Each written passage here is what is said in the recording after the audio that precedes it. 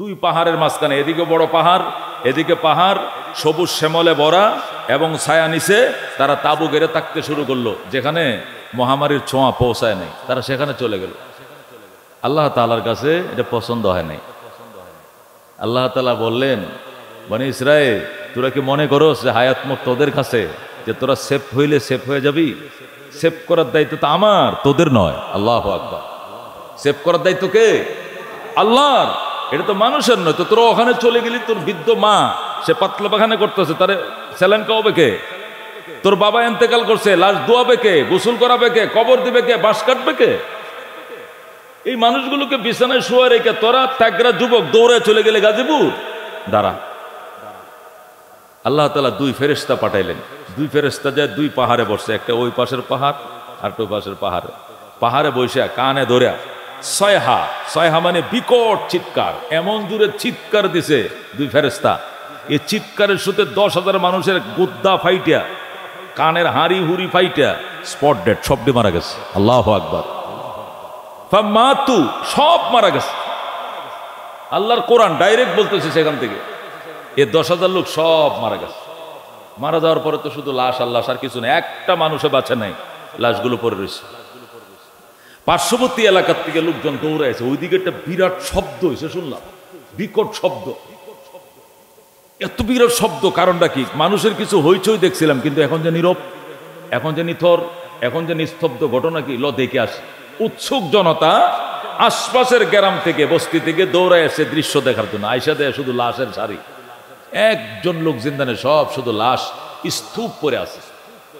এখন এরা কি করবে? এই লাশগুলো, এতগুলো লাশ দাফন করার জন্য লাশ গঞ্জে গইনা দেখে 10,000, কয় হাজার, 10,000 কবর দেওয়া। এত বাঁশ কই পাবো, এত কাটবো, এত সাফাল কই পাবো, এত কুদাল কই পাবো? এতগুলো লাশ তো দাফন করা আমাদের পক্ষে সম্ভব না।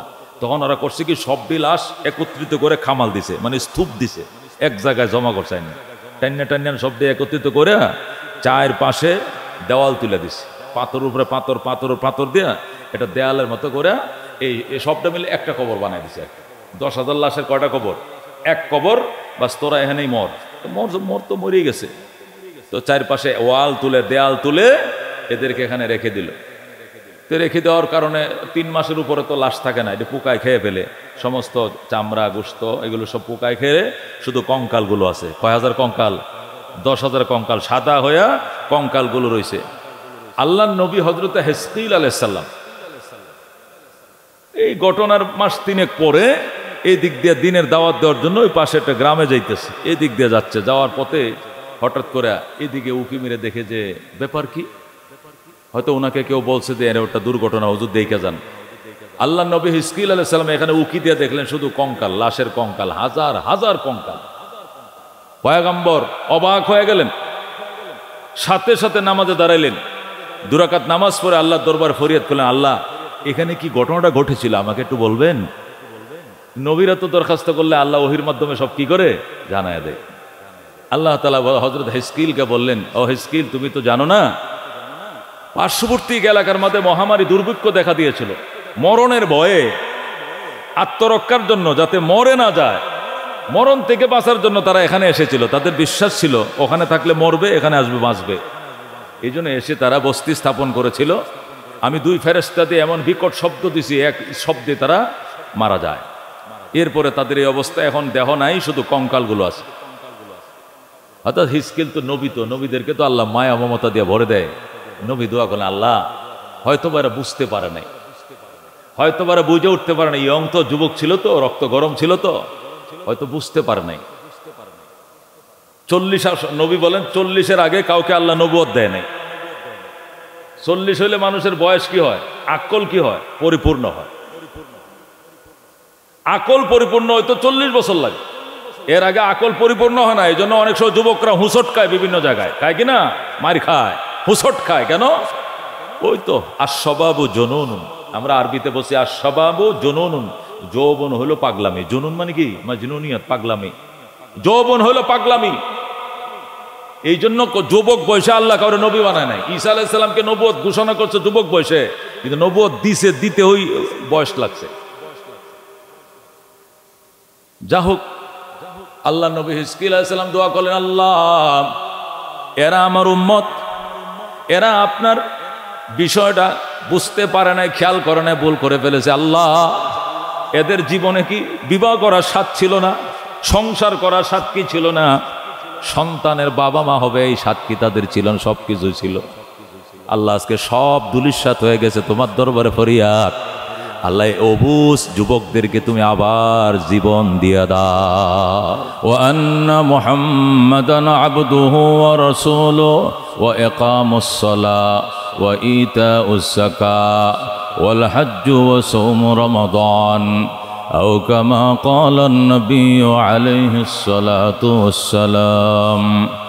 আল্লাহুম্মা সাল্লি আলা মুহাম্মাদ ওয়া আলা আলি মুহাম্মাদ كما صليت على إبراهيم وعلى آل إبراهيم إنك حميد مجيد. اللهم بارك على محمد وعلى آل محمد كما باركت على إبراهيم وعلى آل إبراهيم إنك حميد مجيد. محبت شد لا إله إلا الله لا إله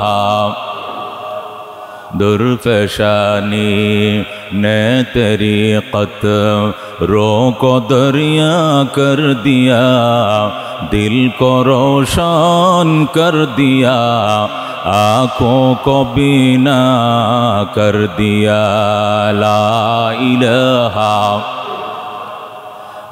لا الہ خود ناتے جو راہ پر آؤ روک ہادی بن گئے کیا نظر تھے جس نے مردوں کو مسیحا کر دیا لا الہ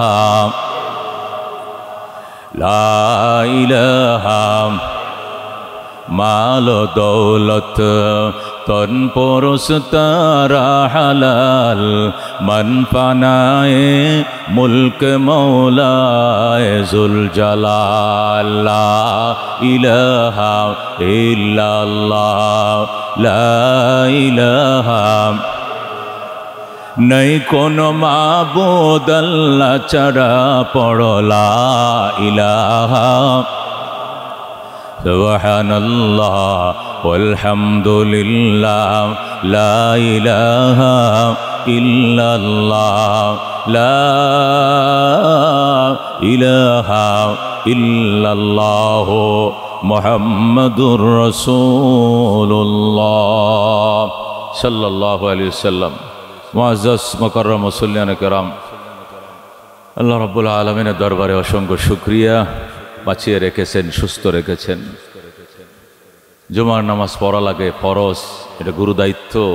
এই বুঝ আমাদের দিমাগের মধ্যে পুঁতে রেখেছেন, এজন্যই আগে বাগেই খোদার ঘরে হাজির হয়েছি, হাজির হওয়ার তৌফিক দিয়েছেন আলহামদুলিল্লাহ। মানুষ কদম বাড়াইতে পারে না কার ইশারা ছাড়া, আল্লাহর ইশারা ছাড়া। ওমা তৌফিকি ইল্লা বিল্লাহ। আমার কিছুই করার ছিল না, যা করেছি যা হয়েছে কার ইশারায়, আল্লাহর ইশারা। আল্লাহর ইশারা ছাড়া কিছু হয়?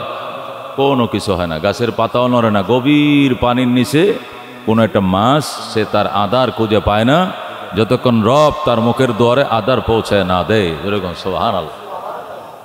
এই জন্য আল্লাহ দরবারে সবসময় শুকরিয়া আদায় করবো। ফিতনা ফাসাদের জামানায় সুস্থ আছি, আল্লাহ ভালো রাখছেন, টেনশন মুক্ত রেখেছেন, দিমাগকে ফারেক রেখেছেন, এবং তার বিধিবিধান পালন করা যে গুরু দায়িত্ব, এই বুঝ আমাদের হৃদয়ের মধ্যে রেখেছেন। এই তো বড় জিনিস। মাই ইউরিদিল্লাহু বিহি খায়রা ইউফাক্কিহু ফিদ্দিন। আল্লাহর হাবিব বলেন, আল্লাহ যার কল্যাণ চান তাকে দিনের বুঝ দান করেন। যেরকম সুবহানাল্লাহ। দিনের বুঝ এটা অত্যন্ত দামি জিনিস। দিনের বুঝ দামি জিনিস। মানুষের যখন দিনের বুঝ থাকে, দিন সম্পর্কে তার বুঝ থাকে, তখন তার কাছে দিনের দাম নিজের চেয়ে বেশি থাকে, ঠিক কিনা? জীবনের চেয়ে বেশি থাকে। স্ত্রী পুত্র থেকে, নিজের জীবনের থেকে, নিজের স্থাবর অস্থাবর সকল সম্পত্তির থেকে দিনের দাম মানুষের কাছে বেশি, কারণ দিন হলো সবচেয়ে বড় সম্পদ। মানুষ দিনের কদর বুঝে না, এই জন্য দুনিয়ার কদর বুঝে দুনিয়াকে কামানোর জন্য, দুনিয়াকে জমানোর জন্য সে ব্যস্ত। কিন্তু মানুষ যদি জানতো যে দিনের মধ্যে দাম বেশি, দিনদারিয়তের মধ্যে দাম বেশি, তাহলে সে দিন কামাইতো, দিনদারির ভিতরে দাম বেশি সে যদি বুঝতো, তাহলে দিনদারিতার জন্য সে পাগল হয়ে যেত। কিন্তু সেই বুঝ আমাদের নাই। আমরা মনে করি দিনদারিয়ত হলো পার্ট টাইম, দুনিয়া হলো ফুল টাইম, দিনদারিয়ত হলো পার্ট টাইম। কিন্তু ইসলাম বলছে দিনদারিয়ত হলো ফুল টাইম, দুনিয়া হলো পার্ট টাইম। যেরকম আল্লাহু আকবার, দিনদারিয়ত ফুল টাইম আর দুনিয়া হলো পার্ট টাইম। দুনিয়া হলো জরুরত, আর জরুরত তাতাকাদ্দারু বিকদরি জরুরা, জরুরত অত সময়ের জন্য থাকবে যতক্ষণ জরুরত মিট হয়ে যায়। জরুরত মিট হয়ে যাবে, জরুরত শেষ। জরুরত এক জিনিস আর এমনি স্বাভাবিক আরেক জিনিস। পেটে কামড় দিছে, বাথরুমে যাওয়া জরুরত। যখন জরুরত শেষ হবে আস্তে করে বের হয়ে চলে আসবে। একটা মিনিটও বাথরুমে বেশি সময় সে কাটাবে না। কি লেগে? আমার কামড় দিছে তল পেটে, আমি বাথরুমে গেছি, আমার জরুরত শেষ, আমি বেরিয়ে চলে আসবো। এরপরে আমাকে এক মিনিট কেউ না বাইন্ধেও রাখতে পারবে না, আমি অবশ্যই বেরিয়ে চলে আসবো। আমার জরুরত মিট হয়ে গেছে। কথা কোন ঠিক কিনা? দুনিয়াও আমার চলার জন্য, দুনিয়া আমার জরুরত। যেহেতু আমি বাজারে গেলে আমাকে কেউ ফ্রি তরি তরকারি দিবে না, মাছ তরকারি গোস ফ্রি দিবে না, কিছু টাকা পয়সা আমাকে ইনকাম করতে হবে। এই জন্য জরুরত আছে দুনিয়া, এই জন্য আমাকে দুনিয়া কামাই করতে হবে। কিন্তু আল্লাহু আকবার, এটা আমার হৃদয়ে, আমার একবারে গহীনে, আমার মেধার ভিতরে, আমার মাইন্ডে ঢুকিয়ে দিয়ে এটাকে আমার জীবনের একমাত্র উদ্দেশ্য বানানো যাবে না। উদ্দেশ্য দিন, দুনিয়া হলো জরুরত। মাকসাদ হলো দিন, জরুরত হলো দুনিয়া। দিন হইল মাকসাদ। আল্লাহ আমাকে পাঠাইছেন দুনিয়াতে তার গোলামি করার জন্য। মা খালাকতুল জিন্না ওয়াল ইনসা ইল্লা লিয়াবুদুন। আল্লাহ বলেন মানব এবং দানব আমি একমাত্র আমার দাসত্বের জন্য, গোলামের জন্য বানাইছি। যেরকম সুবহানাল্লাহ। তা মানুষ দুনিয়াতে জন্ম নেওয়া, মানুষকে আল্লাহ দুনিয়াতে প্রেরণ করার মাকসাদ হলো, উদ্দেশ্য হলো তার গোলামি। গোলামির বাহিরে যেগুলো আমরা করি, 24 ঘন্টার থেকে আমরা 8 ঘন্টা অফিসের জন্য যেটা নিছি, এটা জরুরতের জন্য নিছি। 24 ঘন্টার জন্য আমি রিক্সা চালানোর জন্য যে সময়টা নিছি, ব্যবসার জন্য যে সময় নিয়েছি, অথবা অফিস আদালতে অন্যান্য ডিউটি কর্মসূচি পালনের জন্য যে সময় আমি নিয়েছি, এটা জরুরতের জন্য নিয়েছি। এটা আমার মাকসাদ নয়। মাকসাদ হলো দিন। মাকসাদ হলো দিন। আমাকে দিন নিয়ে কবরে যেতে হবে, দিন সম্পর্কে আমার কবরে জিজ্ঞাসা করা হবে, দিনদারিয়তের কারণে আমাকে পুরস্কৃত করা হবে। দুনিয়া নিয়ে কবরে জিজ্ঞাসা করা হবে না যে কয়টা বাড়ি ঢাকা শহরে রেখে আসছো, কয়টা ছেলে মেয়ে দুনিয়াতে রেখে আসছো, কয়টা পোস্ট এবং পদবীর মালিক ছিলা, জব দাও। এইগুলো নিয়ে জিজ্ঞাসা করা হবে না। জিজ্ঞাসা করো আমার রাব্বুকা, রবরে চিনে আসছুনি, এখানে রবকে চিনে রবের গর্তে ঢুকছুনি, বলো তোমার রবের পরিচয়।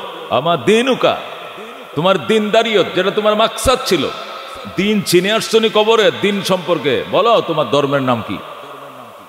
আমার নবীকা, তোমার নবীর নাম কি, চিনে আসছুনি নবী, বুঝে আসছুনি নবী, এই সম্পর্কে জিজ্ঞাসা করা হবে।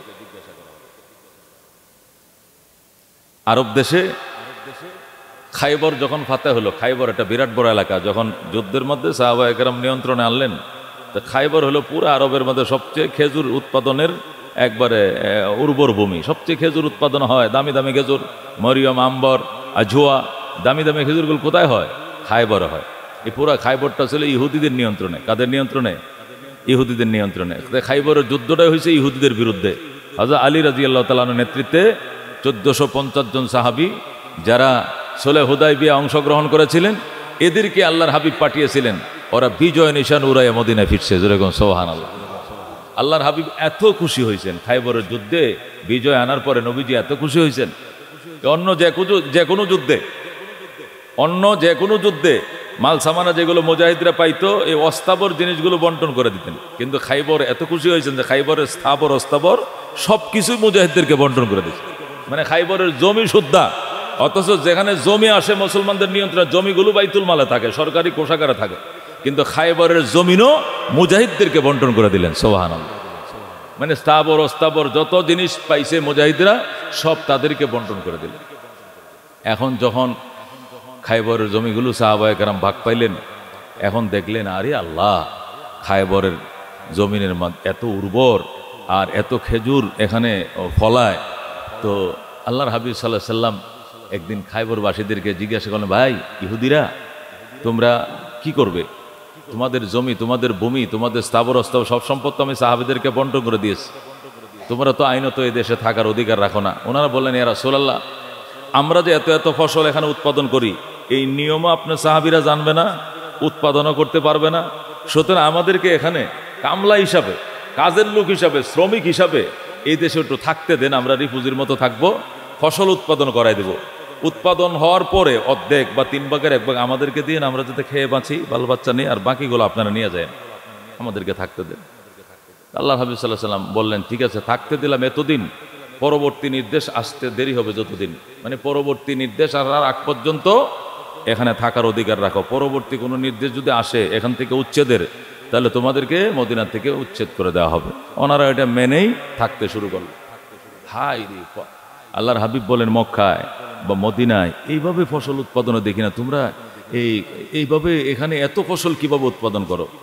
তো ইহুদিরা সাক্ষাৎকার দিতেছে, কয়, ইয়া রাসূলুল্লাহ, পৃথিবীর যে কোনো জিনিসের মিলন ছাড়া যেরকম বাচ্চা হয় না, খেজুরও মিলন ছাড়া বাচ্চা হয়। তা আমরা খেজুর গাছকে মিলন ঘটাই, এই জন্য আমাদের হাতে খেজুরে ফলন দেয় বেশি। সুবহানাল্লাহ। আল্লাহ বললেন, এটা কেমন কথা? গাছে গাছে আবার মিলন হয় কেমন? একটা পিপিলিকেও তো মিলন ছাড়া বাচ্চা দিবে না, একটা তেলাপোকাও তো মিলন ছাড়া বাচ্চা দিবে না, একটা ব্যাঙও তো মিলন ছাড়া বাচ্চা হবে না, একটা সাপও তো মিলন ছাড়া বাচ্চা দিবে না, মানুষ মিলন ছাড়া বাচ্চা দেয় না, একটা চোরই তো মিলন ছাড়া বাচ্চা দেয় না, গাছ কি বাচ্চা দেয় নাকি? আপনারা মিলন ঘটান না, এই জন্য আপনারা ওইভাবে ফল ফসল আপনারা পান না। আমরা মিলন ঘটাই। আল্লাহর অবাক হয়ে, বলো কি গাছে আবার মিলন হয়? কেমনে? আমরা মাদা গাছের, গাছ কয় প্রকার? শ্রীলিঙ্গ পুলিঙ্গ 2 ধরনের, মানে পুরুষ গাছ আর কি গাছ? মাদা গাছ। খেজুর গাছ কিছু গাছ আছে কি পুরুষ, কিছু মাদি মানে মহিলা। তাল গাছ কিছু আছে পুরুষ, কিছু আছে কি মহিলা। পুরুষ তাল গাছে কি ধরে না? তাল ধরে না, লাঠি গতুরি ধরে। দেখছেন নি কারবার? হ্যাঁ, দেখছেন নি আপনারা? পুরুষ তাল গাছে কি ধরে না? তাল ধরে না। আবার মহিলা তাল গাছে কি ধরে? তাল ধরে। তাহলে বোঝা গেল গাছের মধ্যে পুলিঙ্গ শ্রীলিঙ্গ আছে। এখানেও খেজুর গাছের মধ্যে এরকম আছে। এই জন্য আমরা পুরুষ গাছের সাথে মহিলা গাছের আমরা মিলন ঘটাই, এই কারণে ফলন হয় বেশি, প্রচুর খেজুর উৎপাদন হয়, যেটা আরবে অন্য কোনো জাতি দেখাইতে পারে না, আমরা ইহুদিরা দেখাইছি। আল্লাহর হাবিবকে বিষয়টা তোমরা আরো বুঝিয়ে বলো, মিলনটা কেমনে ঘটাও। তখন ওরা বলল যে আমরা পুরুষ গাছের গোড়া, যে খেজুর গাছেরটা দেহ আছে না, বডি আছে না, এই বডির যে গোড়ায় আমরা করি কি, একটু গর্ত করি, গর্ত করে গাছের যে বডির থেকে গোশত, যে ওই যে গাছের যে গোশতটা আর কি, এখান থেকে গর্ত করে এখান থেকে কিছু মাংস বের করে ফেলি, 4 কোনা করে কেটে এখান থেকে একটা চাকা বের করে ফেলি। আচ্ছা, এরপরে এই চাকাটা নিয়ে মহিলা গাছের গোড়ায় সমান, এইটুকু সমান, আবার এইদিকে 2 ইঞ্চি 2 ইঞ্চি 2 ইঞ্চি এরকম জায়গা সমান তালে কেটে ওই জায়গাটা খালি করে এই যে যেটুকু মাংস পুরুষ গাছ থেকে বের করলাম, এটাকে গোবর দিয়ে কি করি, লেফি ওইটাকে আবার ওই মহিলা গাছের গোড়ায় আবার গর্ত করে এটা ওখানে ঢুকাই দিই। এতে করে পুরুষ গাছের সাথে মহিলা গাছের একটা যুক্ত হয়, একটা মিলন হয়। সুবহানাল্লাহ। বলো কি তোমরা? হ্যাঁ, এটা আপনারাও করে দেখেন, আপনার সাহাবীদেরকে করতে বলেন। পুরুষ গাছ থেকে, গাছের গোড়ার থেকে একটু মাংস কেটে বের করে ওইটা মহিলা গাছের গোড়ার মাঝে ওই পরিমাণে একটু ছিদ্র করে গর্ত করে এটা ওখানে গোবর দিয়ে লেপ দিয়ে পরে ওখানে ঢুকাই দেই। এতে করে পুরুষ গাছের সাথে মহিলা গাছের একটা মিলন হয়, যার কারণে মহিলা গাছ যদি আগে দিত 10 কেজি খেজুর, এবার দিবে 10 মণ খেজুর।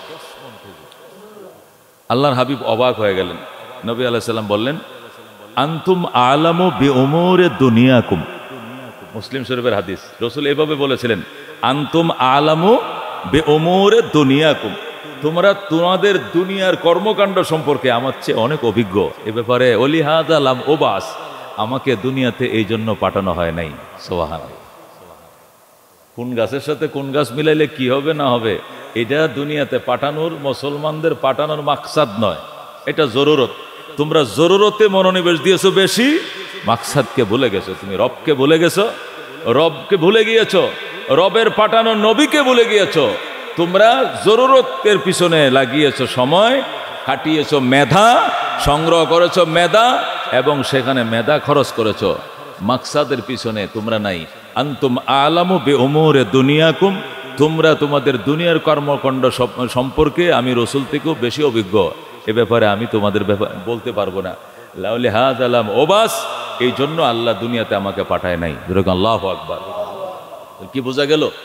আল্লাহর হাবিব সাল্লাল্লাহু আলাইহি সাল্লামকে দুনিয়াতে পাঠানোর উদ্দেশ্য দিনকে, যেটা মানুষ প্রেরণের উদ্দেশ্য মাকসাদ, তা মাকসাদ মানুষকে মাকসাদের সাথে জড়িয়ে দেওয়ার জন্য, মানুষকে মাকসাদের সাথে জড়িয়ে দেওয়ার জন্যই আল্লাহ তাআলা নবী পাঠাইছেন, যুগে যুগে কিতাব পাঠাইছেন, আসমানি কিতাব পাঠাইছেন, জরুরতকে মিট করার জন্য নয়।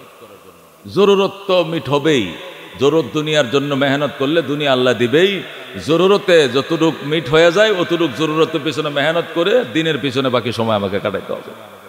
আমি 24 ঘন্টা জীবনে আমি ব্যবসার প্রতিষ্ঠানে বসে থাকি, অথবা অফিসে বসে থাকি, অথবা ড্রাইভে বসে থাকি, বিমানের হ্যান্ডেল ধরে বসে থাকি, আর ট্রেনে বসে থাকি, যেখানে বসে থাকি, আমাকে দেখলেই যেন মানুষ বুঝে এই লোকটা কবরের যাত্রী, এই লোক কবরের জন্য পুরো প্রস্তুতি নিয়ে বসে রয়েছে। যেরকম সুবহানাল্লাহ,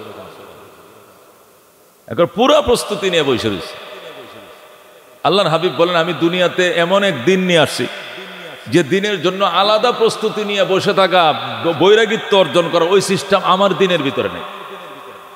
যে দুনিয়া এক সময় করে নেব, করে পরে করব কি জানে, একটা বয়স যখন হয়ে যাবে 50-60 যখন আমি পার করব, তখন আমি আলাদা হয়ে যাব। আলাদা মানে কি, বউ বাচ্চার থেকে আলাদা হয়ে যাব, আমি নিরামিষ খাওয়া শুরু করব, আমি মাছ গোস্ত দুধ কলা খাবো না, শুধু নিরামিষ খাবো। আমি পাহাড়ে চলে যাব, ওখানে নির্জনে বসে, নীরবতায় বসে আমি সেখানে বৈরাগিত্ব অর্জন করব।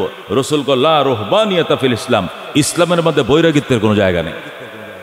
এই সাধু হওয়া, সন্ন্যাসী হওয়া, বৈরাগী হওয়া, নিরামিষ খাওয়া, ফ্যামিলির থেকে আলাদা হয়ে যাওয়া, এটা ইসলামের মধ্যে নাই। ইসলাম শুরু হবে ফ্যামিলি নিয়ে, শেষ হবে ফ্যামিলি নিয়ে। ইসলাম থাকবে ব্যবসা বাণিজ্য সব কিছুর ফাঁকে ফাঁকে, ইসলাম ইসলামের জায়গায় থাকবে, জরুরতের জায়গায় থাকবে। সীমানা পাহারা দিতেছো, সেখানে তুমি মারা গেছো, কালমা পরে কবরে যাইবে, তুমি জান্নাতি। আল্লাহু আকবার। পুলিশে চাকরি করো, সেখানে ডিউটি করতে করতে গুলি খায় মারা গেছো, কবর দিয়া দিবে, জানাজা দিয়া জবাব দিয়ে তুমি জান্নাতে চলে যাও। ব্যবসার ক্যাশে বসাছিলে, হঠাৎ স্ট্রোক করে কাত হয়ে পড়ে গেছো, জানাজা পরে কবরে দিয়ে দেবে, সেখান থেকে তোমাকে জান্নাতে যাইতে হবে। এই প্রস্তুতি নিয়েই পুলিশের নিয়মপালন করতে হবে, এই প্রস্তুতি নিয়েই গদিতে বসতে হবে, এই প্রস্তুতি নিয়ে সচিবালয়ে যেতে হবে, এই প্রস্তুতি নিয়েই মাস্টারি করতে হবে, এই প্রস্তুতি নিয়ে মৌলবিগিরি করতে হবে, এই প্রস্তুতি নিয়ে ইমামতি করতে হবে, এই প্রস্তুতি নিয়ে আমাকে সবকিছু করতে হবে। বাস আমি যে অবস্থায় আমি যে কর্ম করি, ওই কর্ম করে মারা যাবো, আমি জান্নাতে চলে যাবো। যেরকম সুবহানাল্লাহ, এটা দিন। এই জন্য আল্লাহর হাবিব বলছেন, মাই ইউরিদুল্লাহু বিহি খায়রা ইউফাক্কিহু ফিদ্দীন, যারা আল্লাহ যার কল্যাণ চান তাকে দিনের বুঝ দান করেন। এটি দিনের বুঝ, এটা দিনের বুঝ যে তার জীবনের দুনিয়াতে আল্লাহ তাকে পাঠিয়েছেন, তার মাকসাদ কি, উদ্দেশ্য কি, সেটা বুঝতে সক্ষম হয়েছে, সে দিনের বুঝ পাইছে। এই দিনের বুঝ পাওয়ার জন্য ডেইলি 5 ওয়াক্ত নামাজের মধ্যে আল্লাহকে বলতে হয়, ইহদিনাস সিরাতাল মুস্তাকিম, আমাকে সরল পথ দেখান, মানে দিনের সঠিক বুঝ আমাকে দেন। সিরাতাল্লাযীনা আনআমতা আলাইহিম, ওই সমস্ত মানুষদের পথে আমাকে পথ দেখান যাদেরকে পুরস্কৃত করেছেন। গায়রিল মাগদুবি আলাইহিম ওয়ালাদ-দাল্লিন, অভিশপ্তদের পথে নয়, বিভ্রান্তদের পথে নয়, পুরস্কৃতদের পথে আমাকে পথ দেখান। সুবহানাল্লাহ, পুরস্কৃতদের পথে আমাকে পথ দেখান, অভিশপ্তদের পথে নয়, বিভ্রান্তদের পথে নয়, বরং যাদেরকে পুরস্কার দিয়েছেন পুরস্কৃতদের পথে আমাকে পথ দেখান।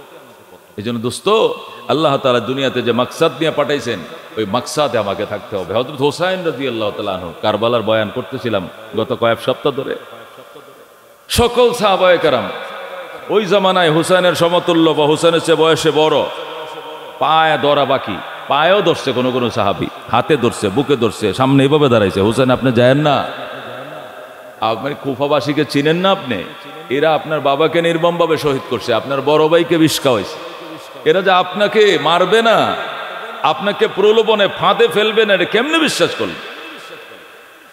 আচ্ছা, হুসাইন রাদিয়াল্লাহু তাআলা আনহু বলেন, আমি যদি সেখানে না যাওয়ার হইতাম, তাহলে নানাজান আমাকে স্বপ্ন বলতেন যে তুই যাস না। নানাজান আমাকে জীবনেও বলেন নাই, মরণেও কোনোদিন বলেন নাই যে তুমি ওখানে যেও না, সুতরাং আমি যাব না কেন? তাছাড়া আমাকে 150 চিঠি পাঠাইছেন ওনারা, আমি যাব। এরপরেও সাহাবায়ে কেরাম বাধা দেওয়ার পরে চাচতো ভাই মুসলিম ইবনে আকিলকে পাঠাইলেন। মুসলিম ইবনে আকিল চিঠি পাঠাইলেন যে ভাইজান, এখানে পরিবেশ ভালো, আসেন।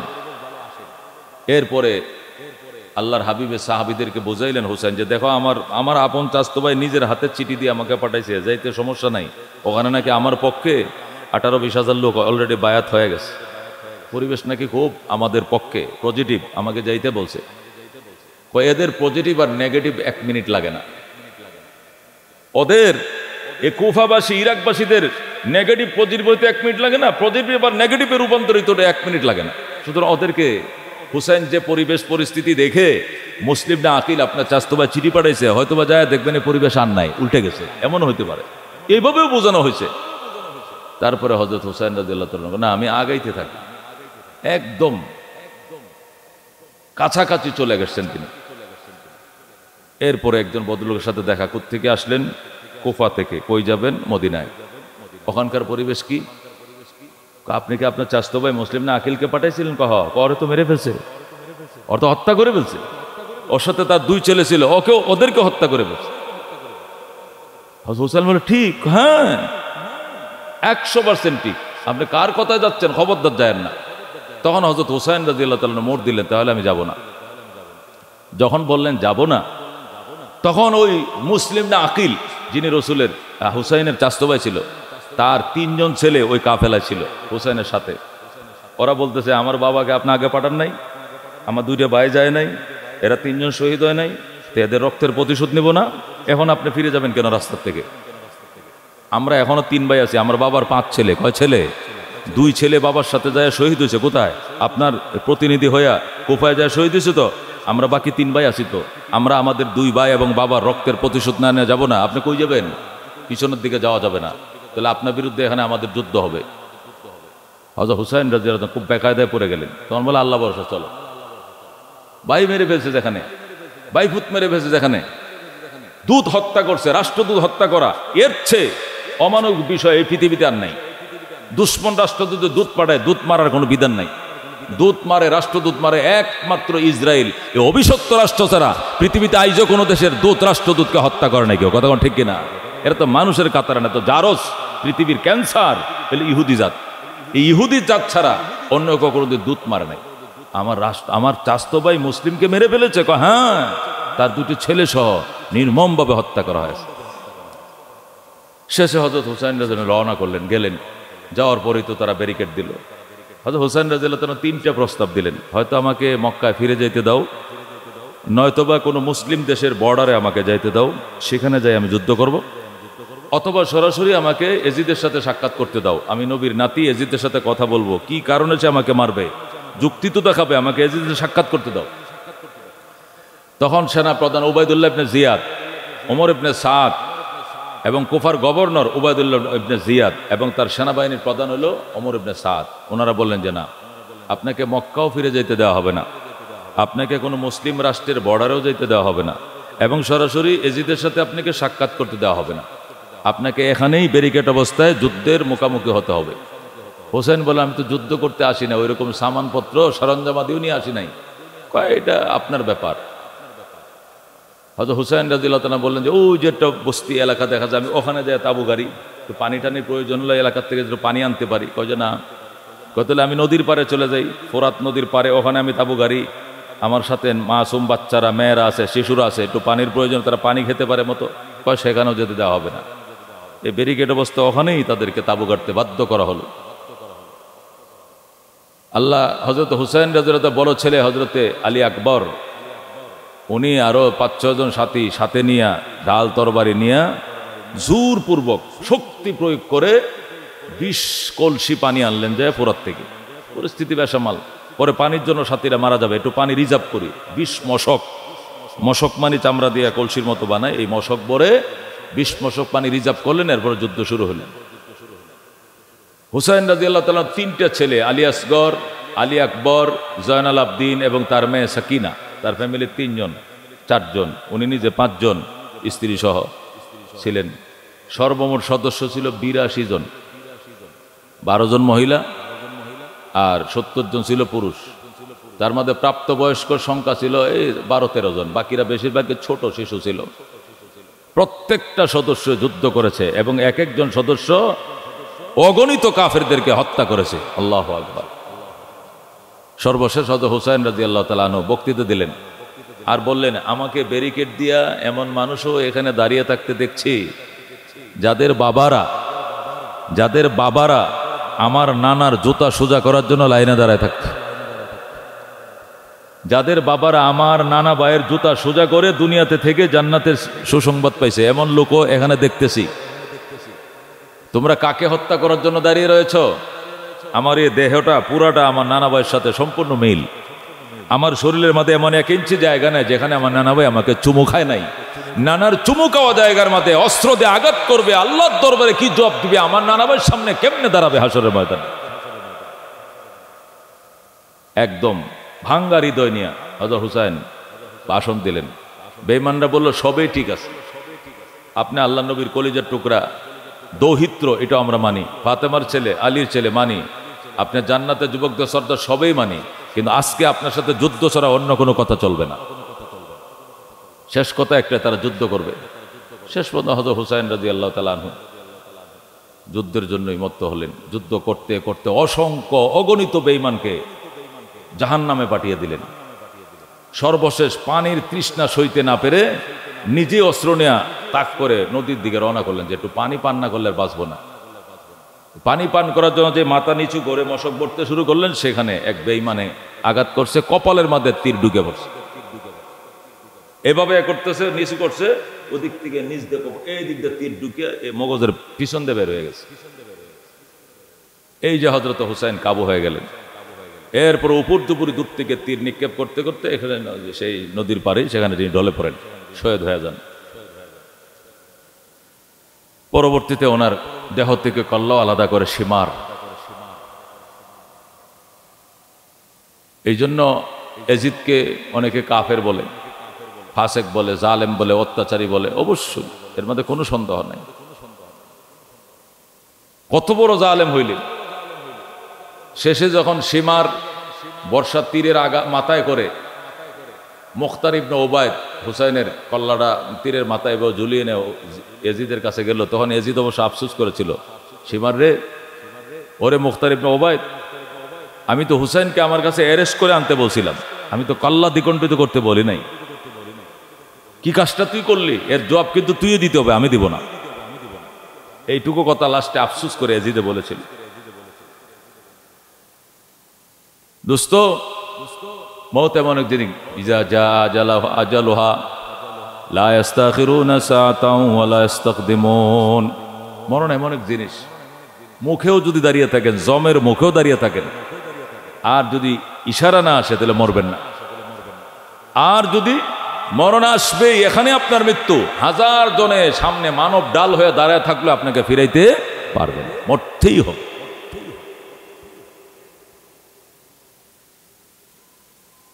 আল্লাহু আকবার। বনি ইসরাইলের একটা এলাকায় হযরত হিজকিল রাদিয়াল্লাহু তাআলা, উনি আল্লাহর নবী মূসা আলাইহিস সালামের পরে, হযরত হিজকিল, মূসা আলাইহিস সালাম নবী মারা যাওয়ার পরে হযরত শমবিল আলাইহিস সালাম নবী হলেন।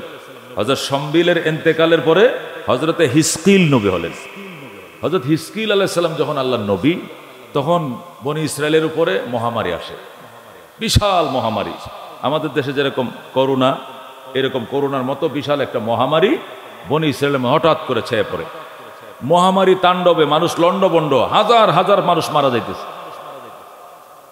তো বনি ইসরায়েলের একদল যুবক, 10,000, কয় হাজার, কোরআন শরীফের মধ্যে ঘটনা আছে, আলাম তারা ইলাল্লাযীনা খারাজু মিন দিয়ারিহিম ওয়া হুম উলুফুন হাজারাল মাউত ফাকালা লাহুমুল্লাহু মুতু সুম্মা আহইয়াহুম ইন্নাল্লাহা লাযু ফাদলিন আলান নাস ওয়ালাকিন্না আকসারান নাসি লা ইয়াশকুরুন। আছে কিনা? আবার সরজি গেলাম, আছে কোরআন শরীফের মধ্যে।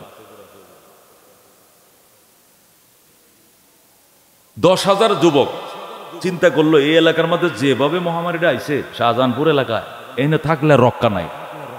গাজীপুরের ওই যে ন্যাশনাল পার্ক আছে না, ওইটার ভিতরে অক্সিজেনও ভালো আছে, জঙ্গলের মাঝখানে যাবো আমরা, যাই সেখানে তাবু গেড়ে থাকতে থাকবো। থাকতে থাকতে যখন শুনবো মোবাইল করে যোগাযোগ করে যে শাহজাহানপুর থেকে কি গেছে, মহামারী গেছে, তখন আমরা ফিরে আসবো, এছাড়া ওই এলাকা ফিরবো। যে এলাকার মধ্যে মহামারী দেখা দিল, সেখান থেকে 10,000 ছেলে, কয় হাজার, যারা যুবক, ওরা বাবা, বৃদ্ধ বাবা মা অসুস্থ, মহামারীতে আক্রান্ত। তখনের মহামারীতে তো কলেরা, বসন্ত, এই জাতীয় ছিল বেশিরভাগ।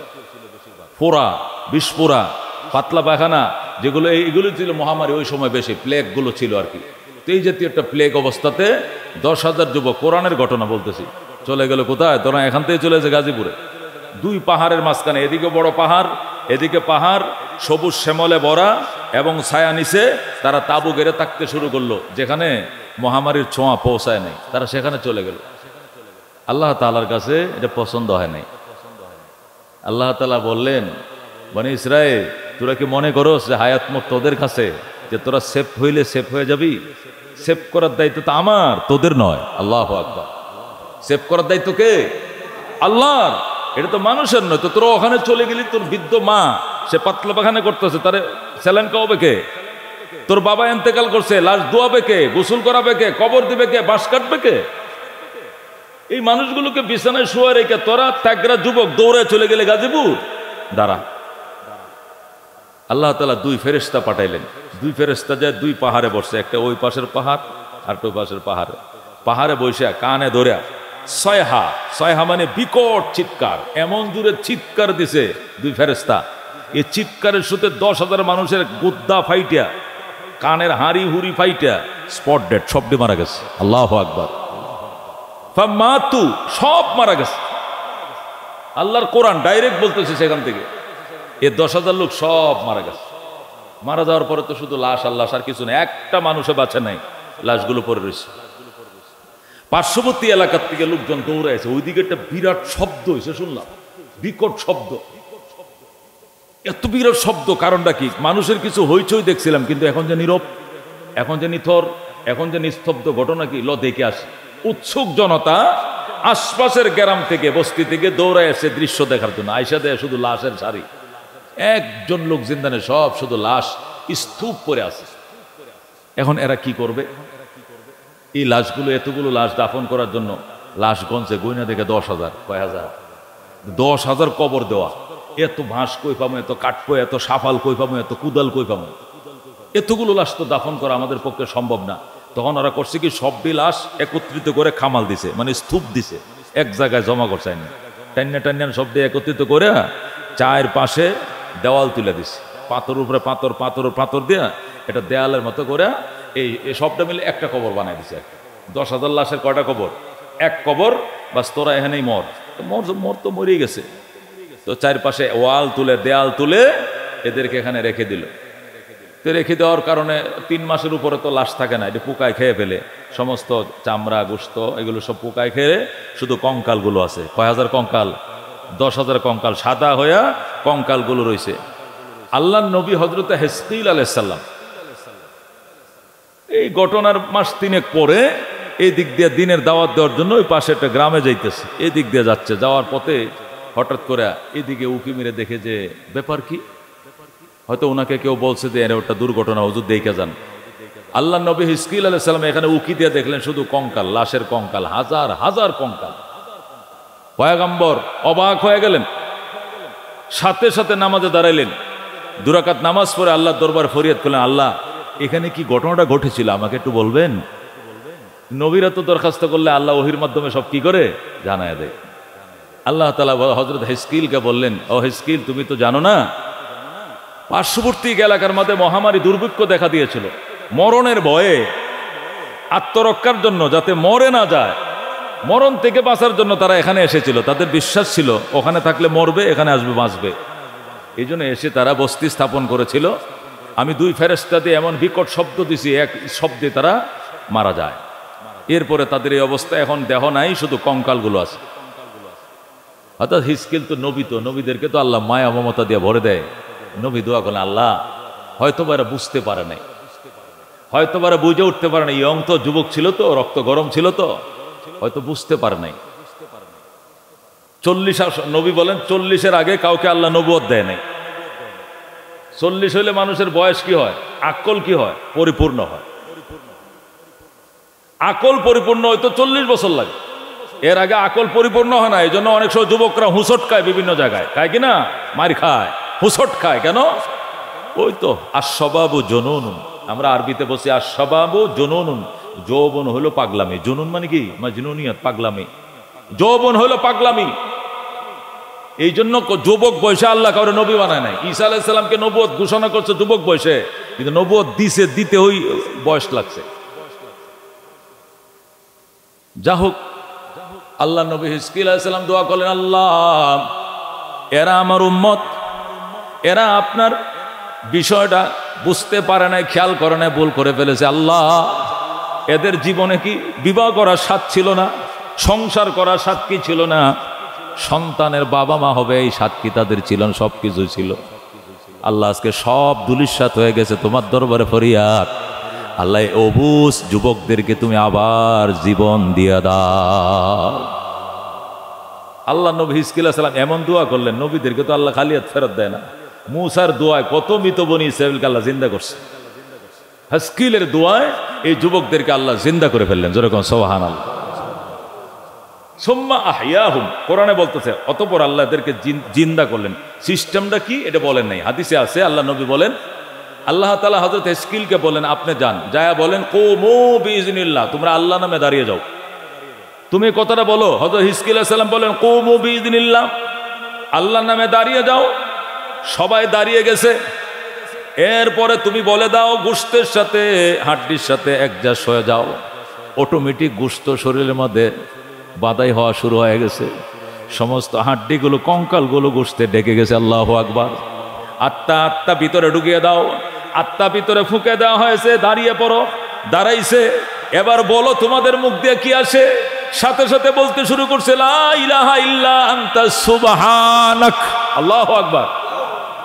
একসাথে 10,000 যুবক আল্লাহরে ডাক দেখো লা ইলাহা ইল্লা আনতা, আল্লাহ গো আপনি ছাড়া কেউ নাই, সুবহানাক আপনার পবিত্রতা বয়ান করি, দোষ সব আমাদের ছিল, আপনার কোনো দোষ নাই, সব দোষ আমাদের ছিল, লা ইলাহা ইল্লা আনতা সুবহানাক।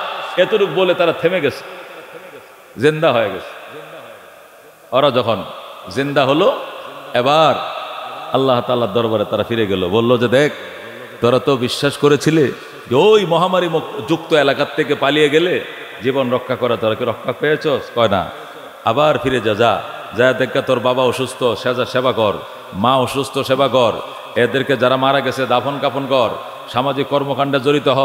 মৃত্যুর থেকে পলাইলেই বাঁচা যায় না। আজকে বেঁচে গেলে আমার নবী দোয়া করছে দেখে, নাহলে দুনিয়া এখানেই তোদের বাতি নিভিয়ে দিয়েছিলাম। আল্লাহু আকবার। আমাদের নবী বলেন অতঃপর আল্লাহ তাআলা ইন্নাল্লাহা লাযু ফাদলিন আলান নাস, আল্লাহ অত্যন্ত দয়ালু, করুণার মালিক মানুষের উপরে।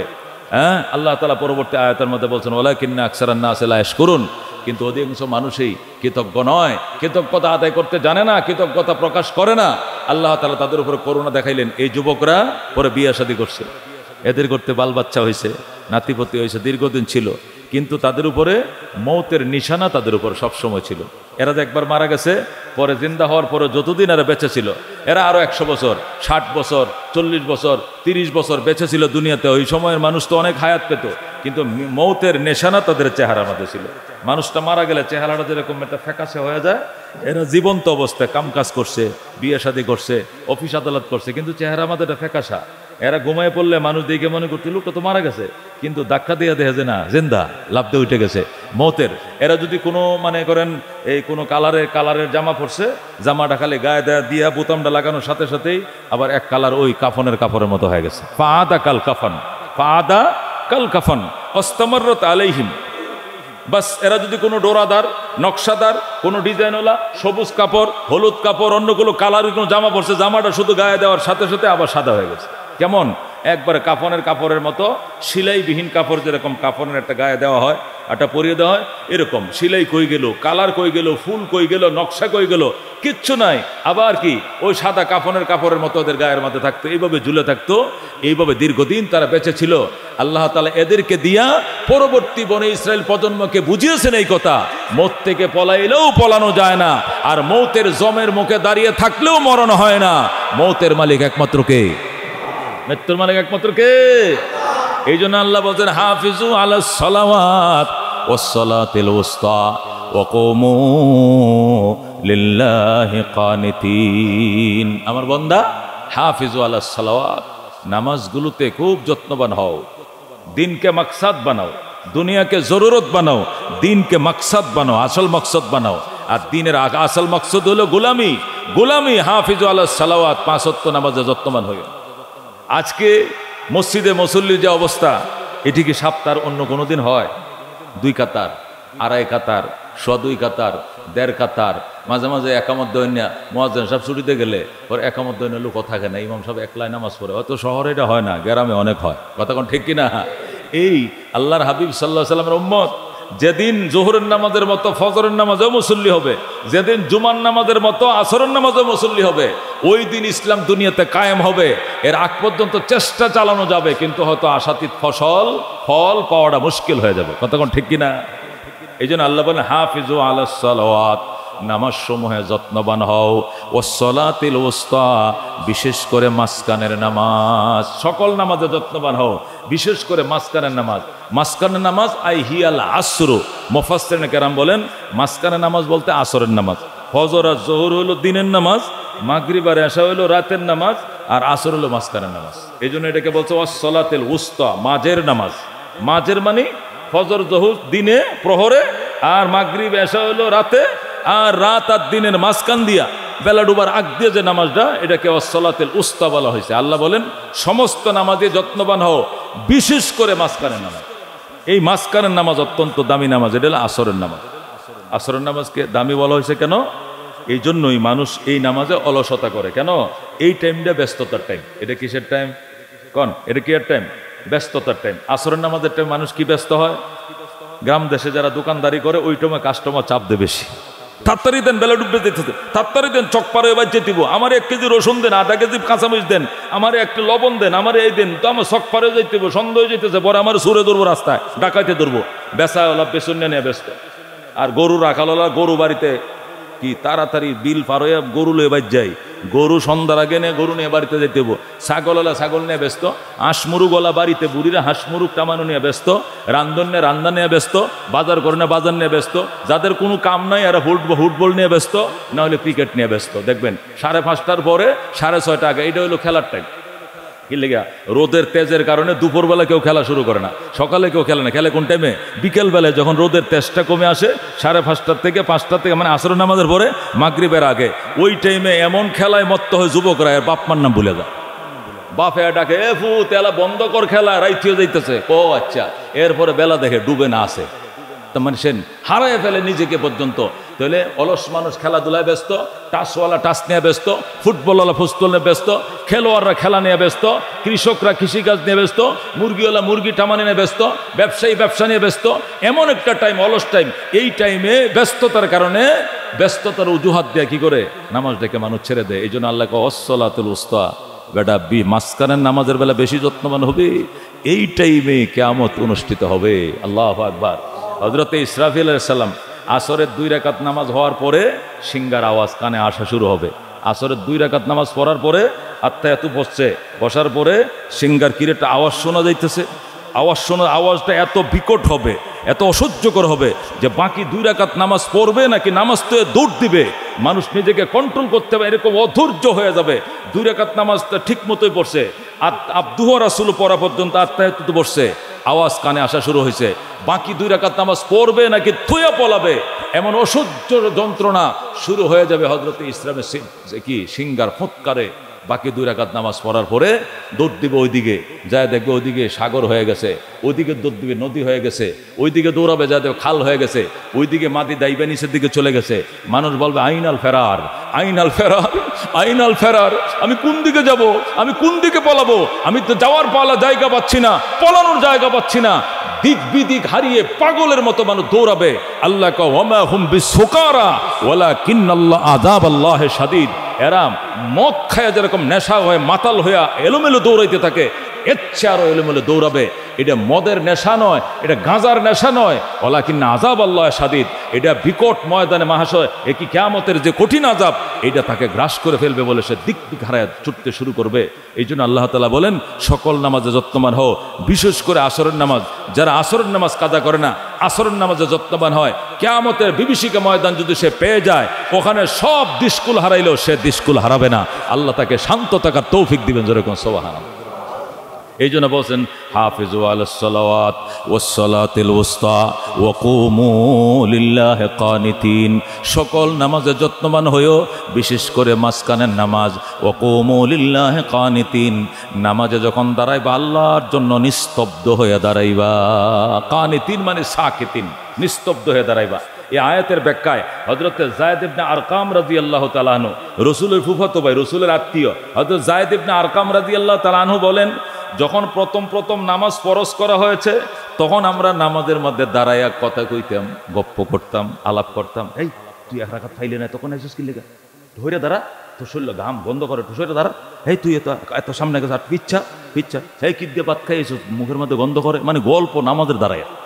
নতুন নামাজ ফরজ হয়েছিস তো, নামাজের মাঝে যে কথা বলা যায় না এটা তো জানে না, নামাজে দাঁড়ায় কথা কয়, এই তুই এক রাকাত খাইলে না কেন, এই তুই তাড়াহুড়া করে আইসিস কা, তোর শরীরে ঘামাইতেছে, তুই সামনে খিসিস কা, তো পিচ্ছা, বিভিন্ন গল্প নামাজে দাঁড়াই পড়তো। হযরত যায়েদ ইবনে আরকাম বলেন, আল্লাহ নবী সাল্লাল্লাহু আলাইহি ওয়াসাল্লাম একদিন শুনে লাইছেন যে আমরা নামাজে ফিস ফিস করে কথা কই, বা নুহিনা আনিল কালাম, আমাদেরকে নিষেধ করলো, খবরদার আর কোনোদিন নামাজে কথা বলবা না। এই আয়াত নাযিল করার পরে আল্লাহ বলেন ওয়াকুমু লিল্লাহি কানিতিন, আল্লাহর সামনে যখন দাঁড়াইবে নিস্তব্ধ হয়ে দাঁড়াবে, নো সাউন্ড, কোনো চাউন চলবে না। এরপরে তুন্ডে বাও, আর কোনোদিন নামাজের মধ্যে আমরা কথা কই নাই। জোরে গন সুবহানাল্লাহ। আল্লাহ বলেন নামাজে যত্নবান হও, বিশেষ করে আসরের নামাজ, বিশেষ করে আসরের নামাজ। কেন? সকল নামাজে জবাব দিতে পারবা, এইটা জবাব দিতে পারবা না।